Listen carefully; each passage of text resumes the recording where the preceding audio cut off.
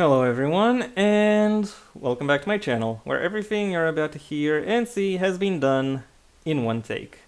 I'm your host, the One Take Man. Today's video, as what you are currently seeing might have already given away, is me once again revisiting the Stargate franchise. Because what can I say? I spoke about this franchise for the first time for the first time last year, and that opened a little bit of a can of worms, or more precisely, it ignited my desire to really talk about this franchise a little bit more. And and to that extent, I also started digging a little bit more into the actual lore of the series, or digging back into it, and I found that aside from Stargate universe, there hasn't really been much of note over the past decade and a half. So I thought and I've noticed that there are two potential avenues of how this franchise could be revived. And today I'm going to be talking about one of these potential avenues, or more precisely, what I would do if I were tasked with going down one of these potential avenues, namely a reboot. So throughout this movie, I'm going to be sharing with you what my suggestion for a Stargate franchise reboot would be. And I'm also using this photo here because, well, it's a very cool photo, and I very much intend to use it as often as as often as I can. Anyway, without further ado, I'll now give you the summary of my suggestion for a franchise reboot. Namely, I want it to be a trilogy. More precisely, a trilogy that would blend the '94 Stargate movie, as in the one that started it all, and Children of the Gods, the premiere of SG-1.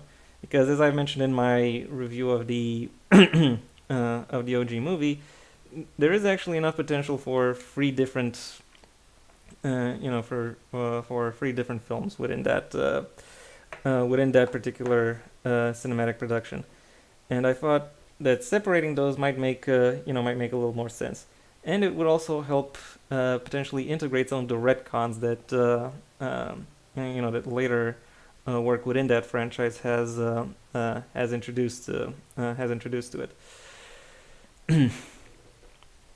That is what I intend to do with this series, with this reboot. And the trilogy summarized would look something like this, as it says here. Movie 1: researching the gate and figuring out how it works.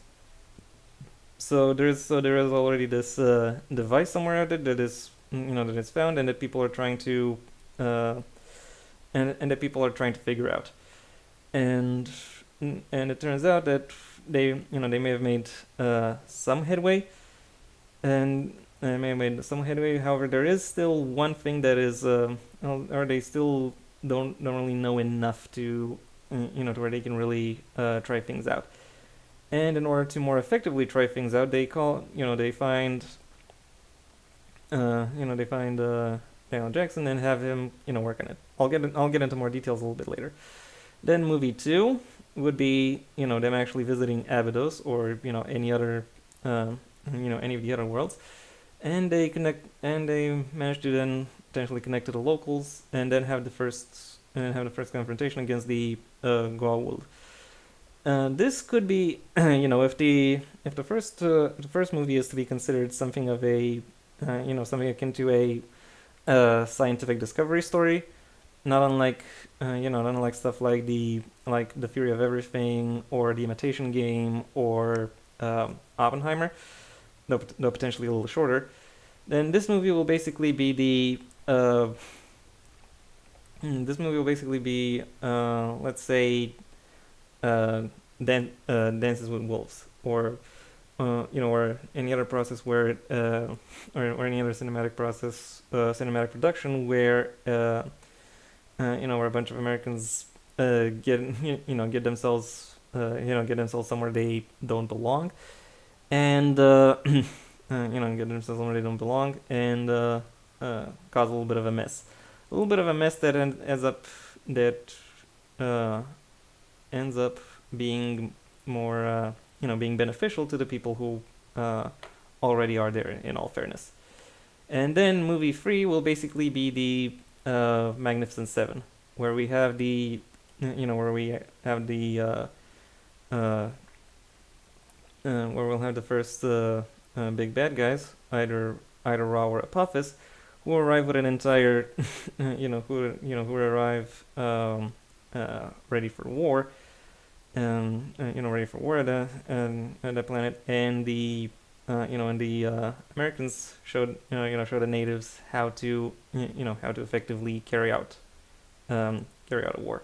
That is the summary of my summary. Now let's go a little bit deeper into, and starting with movie 1, Stargate, Pathways of the Gods. In case you're wondering why there is a photo of the Smithsonian here, or if you didn't know that this is the Smithsonian Institute in Washington D.C., well, that is where it is, and I've chosen this picture to talk about this movie because I think it would be more plausible for the Stargate as as basically an archaeological artifact to be kept at the Smithsonian rather than in a military base. Maybe once people figure out what the Stargate actually is and what potential dangers it could hold, then it could be moved to the Cheyenne Mountain complex. However, in its early days, it makes a little bit more sense to have it stored at the Smithsonian, unless there's an ambulance.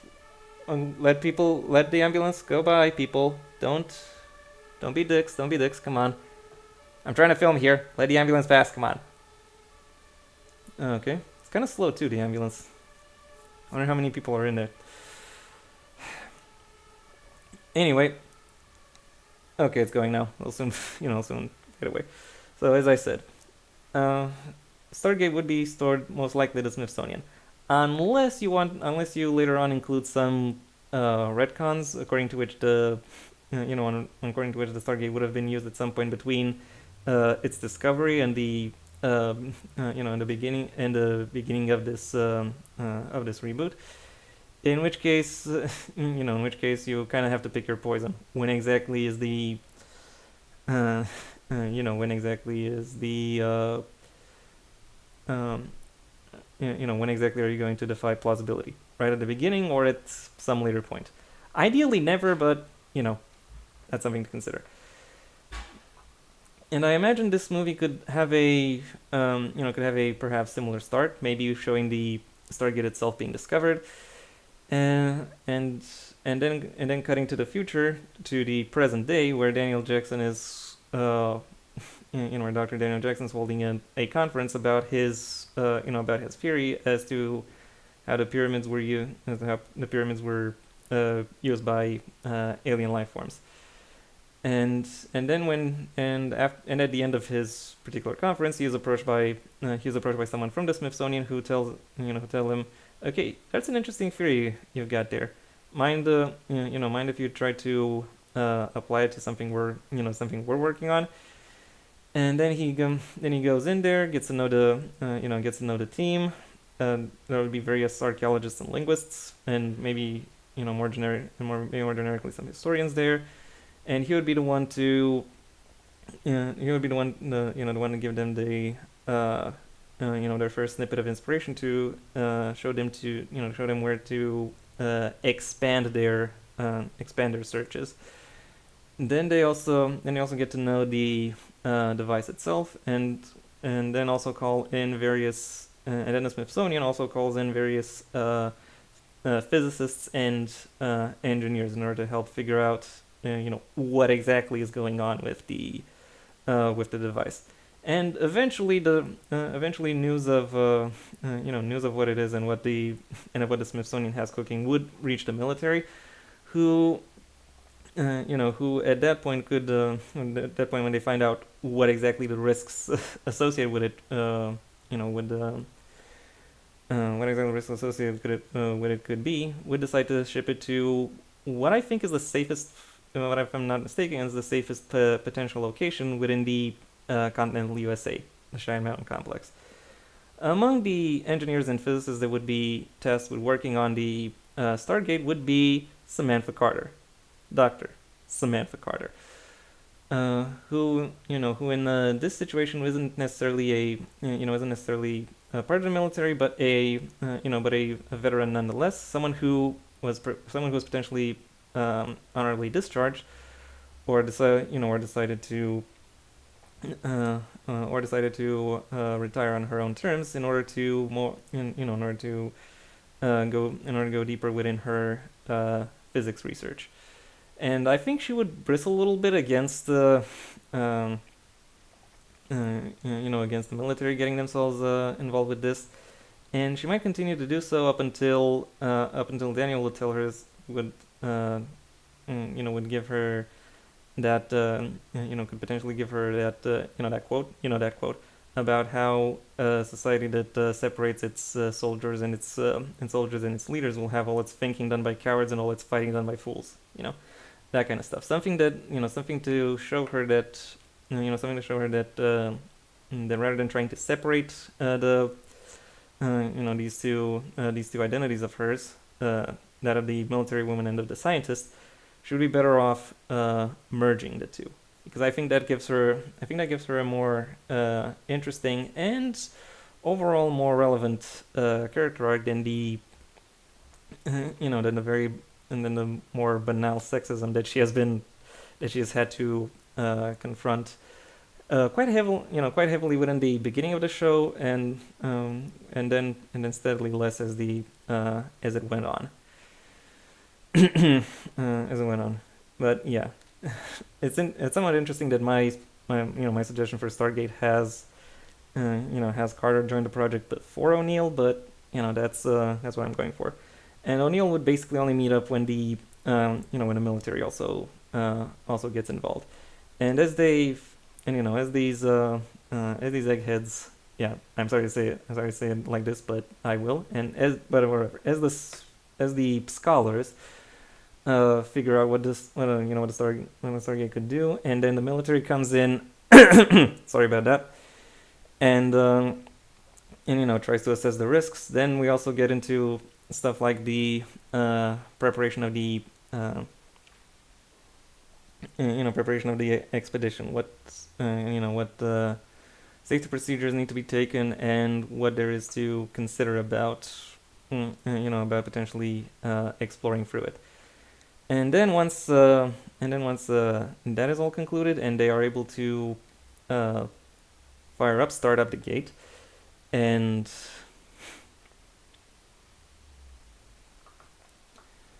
start up the gate, and then decide to go on an expedition. They gather up a motley bunch of historians, linguists, archaeologists, etc.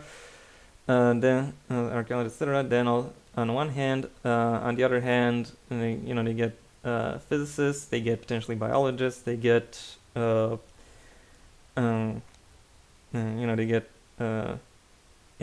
engineers, they get other varieties of researchers. They get other varieties of researchers in on the project in order to make sure it runs smoothly, or have plenty of stuff to analyze. And then on the other hand, you've got a military detachment charged with keeping these previous two groups safe. And from that point forward, the movie would blend right into. So once that research is done, and once the first expedition through the gate has been successfully planned, we move into Stargate First Encounter, the second movie. Somewhat ironic that the second movie within this trilogy has the first included in its title, but that's what I'm going with. Anyway, the gate on the other side would be secluded in such a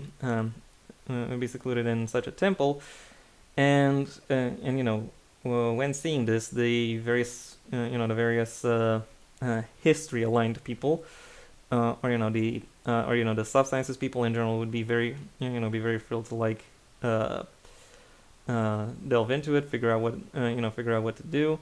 Then the scientists could go on and establish a perimeter. It could be at this point that they decide to that they find there to not be anything particularly useful within this. They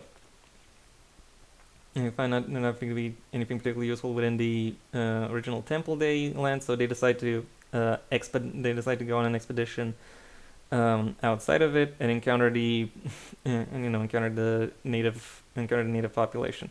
Encounter the native population, befriend them, maybe maybe figure out some specifics about their language, and allow them to allow the two groups to effectively intermingle, so to speak. And that will go for about half of the movie, and then by the half point, the a Goa'uld force would show up to potentially claim tribute, and I imagine the the Stargate expedition for the most part would play ball up until one of the Goa'uld gets a little bit too handsy with the locals, at which point one of the military leaders, probably probably O'Neill actually, would jump to their defense and start and make himself the and make himself the first one to stand up in a makeshift uprising. This could be where we as an audience would also go on to encounter Teal for the first time as a reluctant follower of his god, who upon noticing that there is a resistance against there is a sizable resistance against him, one that actually has the potential to to deliver a meaningful impact. That is when he would decide to jump ship and actually fight against his against his side. And that conflict could have like an initial stage where the military guys fight the the Goa'uld tribute collection force, while the rest of the community flees. And then there would be a second perhaps broader action sequence where where they actually use their encounter in order to force that expedition into a into a retreat. That being said, this would not be where the movie ends. Instead, the movie would end with this temple I've been showing sealing itself off, and Teal'c, along with perhaps the rest of the defected Jaffa, could would be able to tell them, oh, now is when this gets serious. They now know that there's a rebellion on one world in particular, and they are bringing in the big guns to quell it.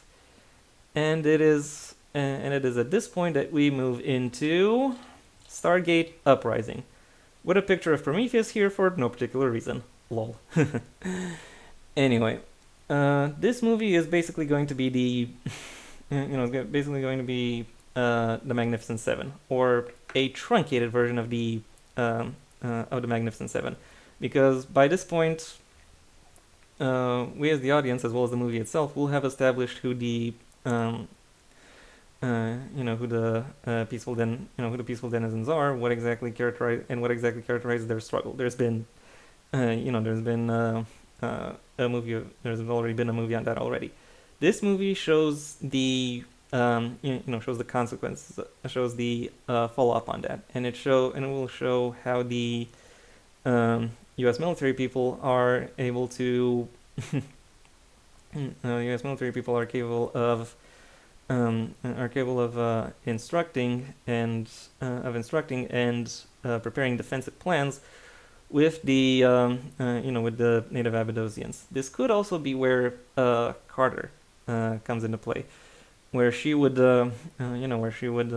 perhaps informally be brought back into the ranks, and where she would make her preparations and allow maybe some of her and allow most of her fellow scientists to actually uh, get on the up and and successfully join the successfully join their own initiative. This could also be where where sparks first start to fly between O'Neill and her, because he's able to see just how just how much just how competent she is, um, and noticing her passion for the topic, and how she's able to handle herself makes him could draw as inspiration. If you want to keep that will they won't they going, or if you decide that's a little bit too 90s for you. Still, still in the end the goal would come. There would be an initial wave that could be that would be cast aside. Then there could be a second wave that could that could serve as the bulk of the invasion, which would be fought off, though a little bit more though with a little bit more casualties. And then potentially after that would be swept away. There would be a third wave of attacks coming in. This third wave would have perhaps been initially meant to mop up any remaining pockets of resistance, but instead it ends up serving the role of a covering for the retreat of the of the big bats, having them their forces are so that now we know that their forces are established. So now we know that their forces are established, as in we can see what the bad guys can do, and most importantly, because the bad guys can fly away, they still have, and we know that they have several more detachments. They can wait for them, and they now decide that this new faction, the Stargate expedition, has become an enemy of them. So they will become a threat to the Stargate program.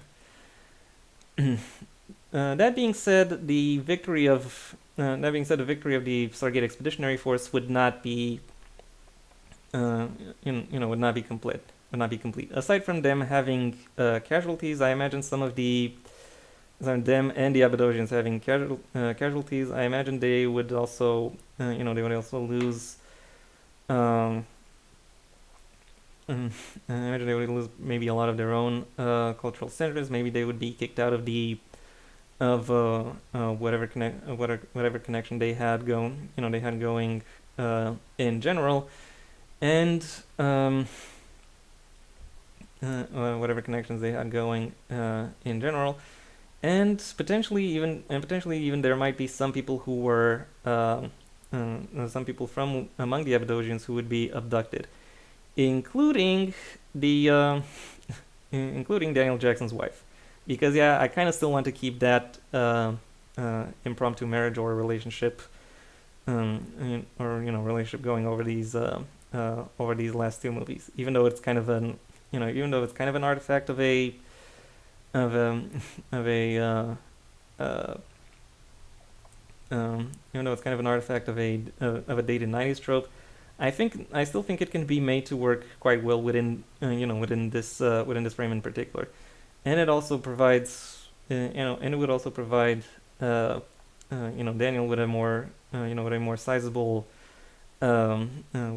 motivation to remain active within the Stargate program. Perhaps he would have been interested in that regardless, as as an avenue for anthropological exploration, but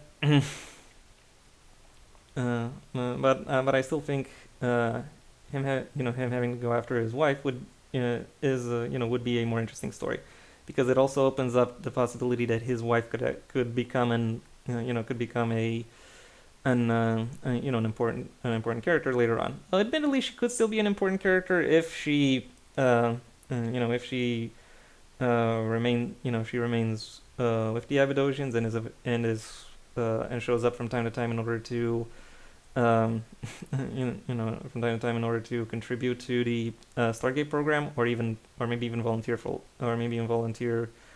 uh, to join them full time. But honestly, I think her being taken away would also allow for the for the audience to have for the new audience to have a glimpse within the actual organizational structures that that the goal will have set in place, and therefore in effect she could make for a and therefore in effect I think she could potentially contribute more to the story in that in that capacity as a uh, as a prize of the villains. And well, and yeah, those are the broad strokes of my uh, my of my reboot suggestion. There are, however, two issues that I want to touch upon. The first one is Catherine Langford, and, and no, not the Australian actress. I actually mean the franchise character who called Catherine Langford, but I am using the Australian actress here as a placeholder. For those of you who haven't seen the original movie, Catherine Langford was a child when when the gate was first discovered in Egypt, and and in the or at least that's the and in the first movie, she is the one who brings Daniel Jackson, or Dr. Daniel Jackson, into the fold of the Stargate program, thereby catapulting it. If this franchise reboot were to occur today, it could be argued that her role is to be kept. However, her specifics, and potentially even the specifics of the gate, would have to change quite tremendously, because if the gate is still supposed to be discovered in the late 1920s, and this franchise reboot would take place at at some point within the at some point within present day, she would easily be a super centenarian, which you know is possible, but a little bit impractical. But if you still want to keep her as having been there when the gate was discovered, you could either have her as a super centenarian, or you could move the discovery of the gate a little bit closer to the present. Instead of it being in the late 20s, it could be in the late 50s, early 60s. That would arguably make a little bit more sense, given given that the given that archaeological methods will have improved, would have potentially improved within those 30 years. And something tells me that that the gate would have been something that would have been buried very painstakingly. Or you could remove her character altogether, and remove that connection between the discovery of the gate and the Stargate program. That's entirely up to you. The second point of contention that would have to be addressed is Teal'c, or rather, Teal'c is more or less the placeholder for the broader issue. And what exactly would that broader issue be? Well, in season 1 of Stargate History 1, and in the movie, every time the Stargate Command encounters natives of other worlds, or for the most part, whenever they encounter natives from other worlds, these natives would often speak a different language, and that would be why, and that's part of why Daniel Jackson, a civilian, is brought into the fold of a a top secret government project as a field agent, so he can effectively translate. With Teal'c, however, he basically speaks U.S. American English, if a little bit accented. So you really have to address to what extent the